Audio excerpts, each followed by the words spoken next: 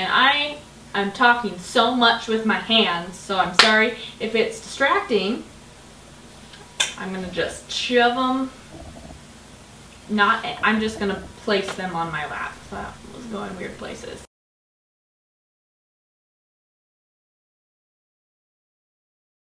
Welcome to my living room.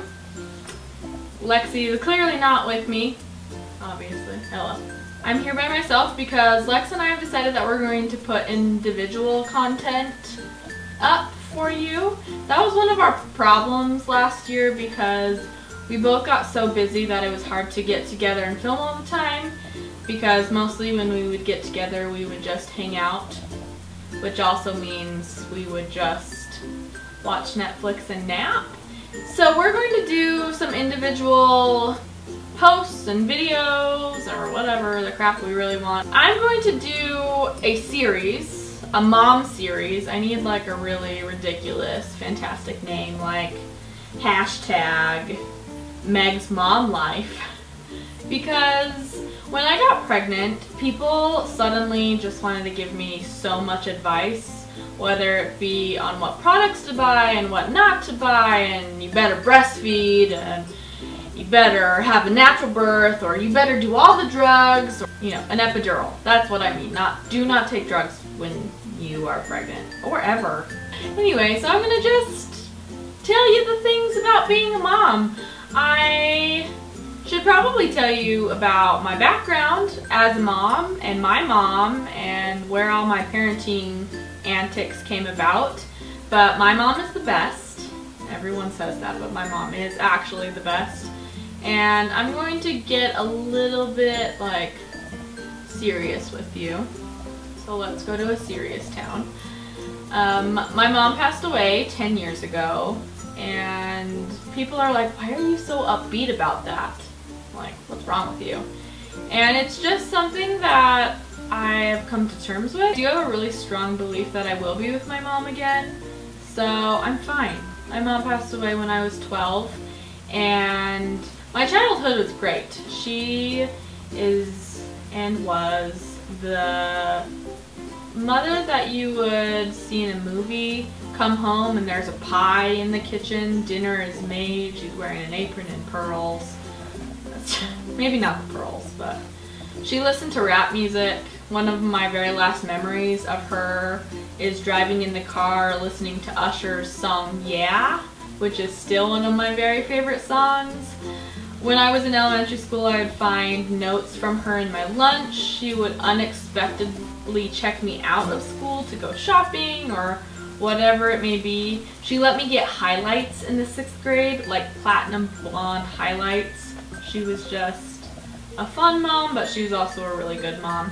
That's my childhood. It was great. Then through my teenage years, my dad remarried someone who I didn't see eye to eye with, and so I looked for a motherly figure outside of the home, and I was really grateful and lucky, mostly, to have really great friends with really great moms. I also dated someone through the duration of high school who had and has the best family in the whole world. I think of them still with such high regard.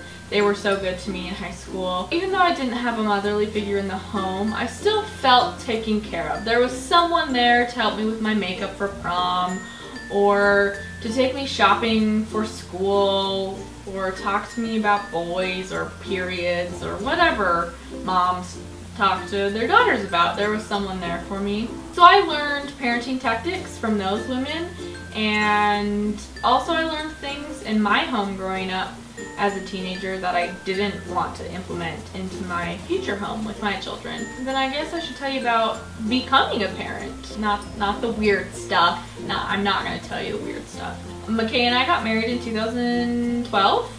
January 2012, and we didn't anticipate on having children soon. We wanted to focus on school, which is funny because we're not done with school, either of us. To our surprise, we got pregnant 3 months into our marriage. When I took that test and saw that tiny pink line, I wasn't filled with joy. I was filled with absolute horror, which is awful, and I understand that, and I feel bad for saying that because I know that so many people try to get pregnant and they have trouble doing so. And I felt guilty at the time because it was not what I anticipated. I didn't feel ready to have that baby. I went through the first trimester, and after you get through the first trimester, most people say you're fine. The risk of miscarriage goes down significantly after your first trimester. So I thought I was fine. I thought I was in the clear, and I started to embrace being a mom, and the fear that I had was replaced with joy. And then I miscarried. And I miscarried at 13 and a half weeks. Even though we weren't prepared for that baby, it was still a loss. We still felt that grief. I was far enough along that I had to have surgery, and it was traumatic to say the least, and it really scared me.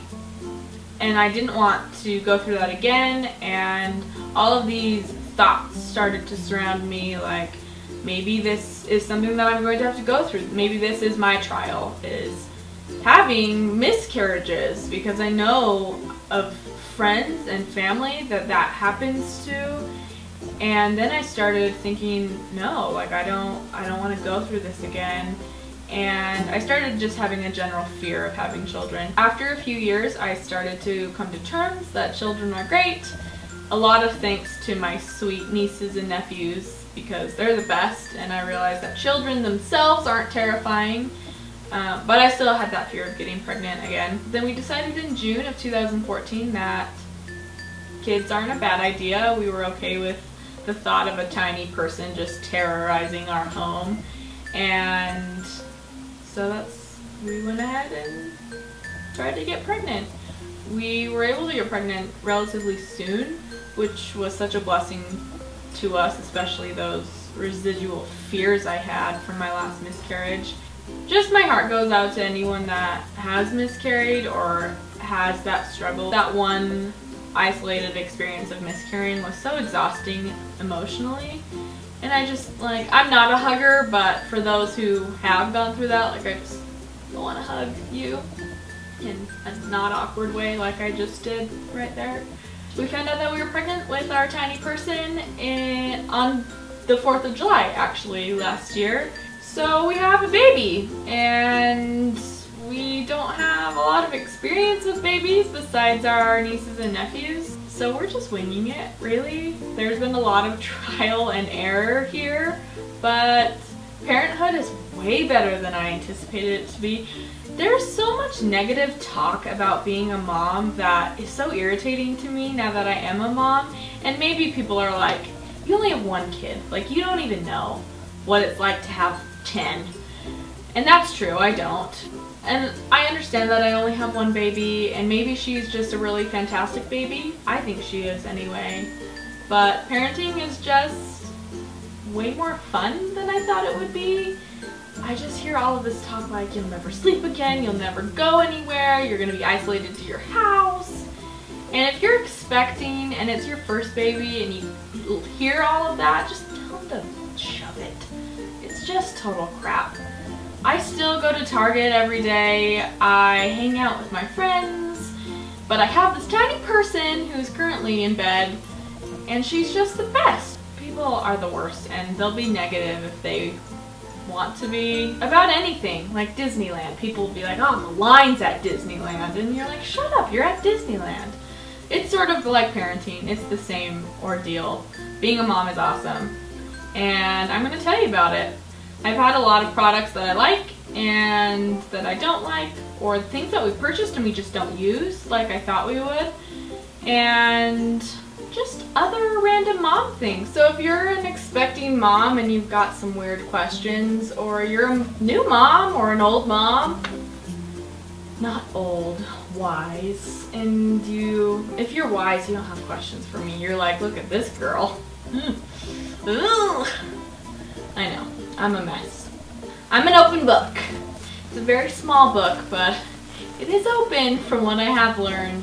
I'm going to just be doing a lot of baby and mom related videos in this series, whether it be products that I've liked to the makeup that survived labor and delivery, because I knew that there would be photos taken, so I went the extra mile to have my makeup be intact by the time that the tiny person arrived.